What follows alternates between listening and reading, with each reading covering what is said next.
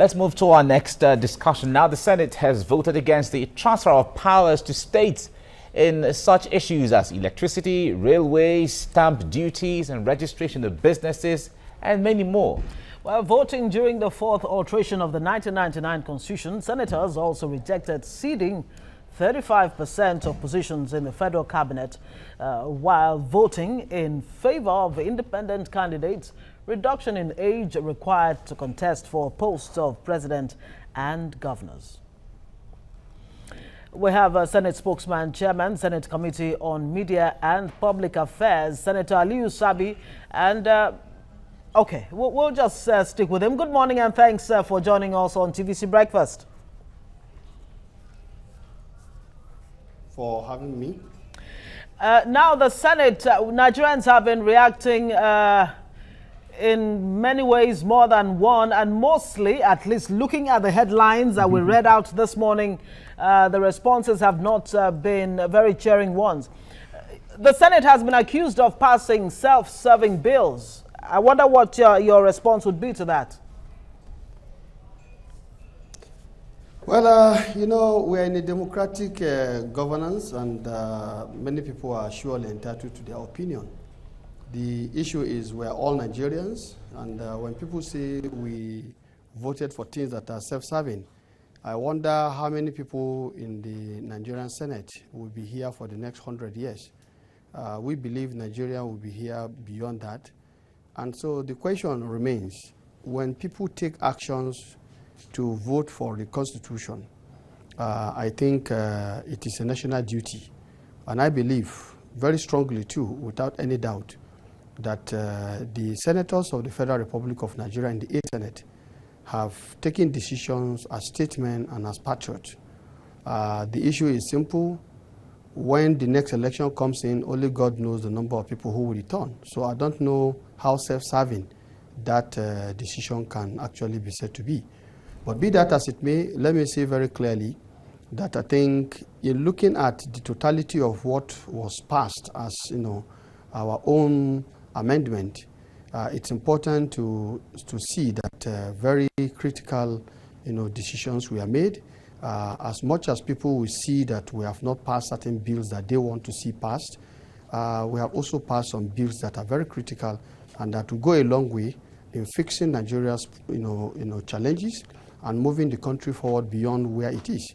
Of note here, I think, is the issue of the, you know, reduction in the age of you know, people, candidates, potential candidates who will contest, where, you know, it responded very, you know, strongly, in strong terms, without any, you know, doubt to the yearnings of our youth to have inclusion by way of reducing the age for contestants to various offices. And the other aspect is the issue of the local government. It's important and instructive for us to remember Nigeria has 774 local governments, which means effectively there are 774 communities that serve as headquarters to this local government. And remember also that statistics have shown 65 to 70% of our citizens live in these rural areas. And so if we are saying you should give you know, financial autonomy to local governments so that they can be able to bring development and serve the people at that level, I think it is something commendable. And the other aspect where the Senate did not vote should not just be used to, you know, cast aspersion or to even discredit the institution of the Senate. People take decisions as representative of the people, and I believe in doing so, they are well guided. So I think depending on who you are speaking to, everybody is entitled to his opinion. That is the beauty of democracy. And the conversation continues, and I'm sure as we engage positively, not negatively, because some people are involved in negative, you know, discourse. They try to hit the polity by their comments, and they try to say things that will not help this country. All right, Senator Sabi, it's important that all of us should begin to, you know, help to move this country forward. All right, Senator. Anyway. Let me. With the ceding of Bakassi to Cameroon, I wonder if our local government are still 774. But let's leave that and move on now. There were calls for restructuring. Well, how significant is that? How significant is that? I think the issue of Bakassi is something that is very serious. Yes. And, you know, yesterday, the Senate actually moved a motion on that to take action on what needs to be done. Okay. So I think it's important we try to look at the fundamental issues so that we don't make everything that people do to appear a little bit, you know, nonsensical. I don't think it is right for us to begin to do that. The Senate has done something, and it is important that we look at everything we do. As individuals, when we do things, we are not perfect. Nobody can ever achieve 100% of whatever he wants to do. When we write exams, it's not everybody that gets 100%. There is what you call pass mark. And when you get a pass mark, you move to the next level. And that is how progress is made. And I think it's important I underscore that point. Yes, Senator, we just needed to point that out for people to just have a knowledge of what's going on. But let's get back to what we were talking about earlier on. There were so many calls for restructuring of Nigeria here and there prior to this constitutional review. But the Senate decided to take up the issue of amendment of the Constitution. Is this a way of responding or reacting to the calls for, technically the calls for restructuring? Well, to me, up to this very moment, nobody has given me a definition of restructuring as it is being said. Different people have their different ideas about restructuring. And I maintain that for us, remember when we came on board as the 8th Senate in 2015, we unveiled our legislative agenda. And in that legislative agenda, we made it very clear that we are going to do things differently, and we are also going to ensure that we do some alteration to the Constitution, given the fact that the 7th Senate effort was thrown out, completely without even any chance for those things that are not contentious to go through.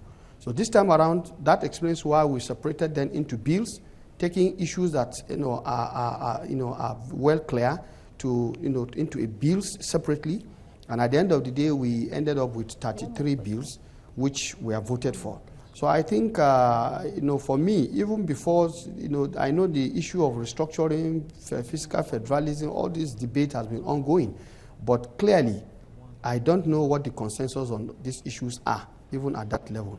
So for us, even the issue of people talking about the national conference, there are fundamental issues that were discussed in that particular conference, which, of course, in the course of our own constitutional amendment, some of these issues are even touched. All right, so Senator Ali Shabi, let me come in here. Yeah. Let me come in here very quickly because we have another senator, a colleague of yours, that will be joining us very shortly. Now, 35% affirmative action for women was rejected by the Senate.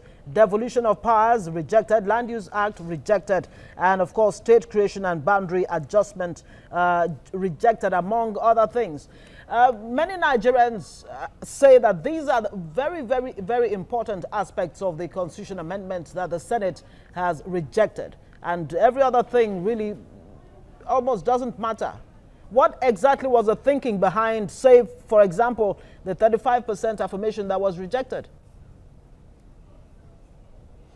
Well, you see, different people have their own different opinion.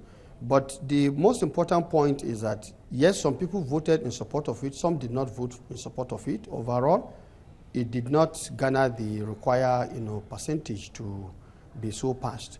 But I think the thinking that more or less went against that particular provision is that there are two divisions here. In some states of the Federation, women are known to read more than the men.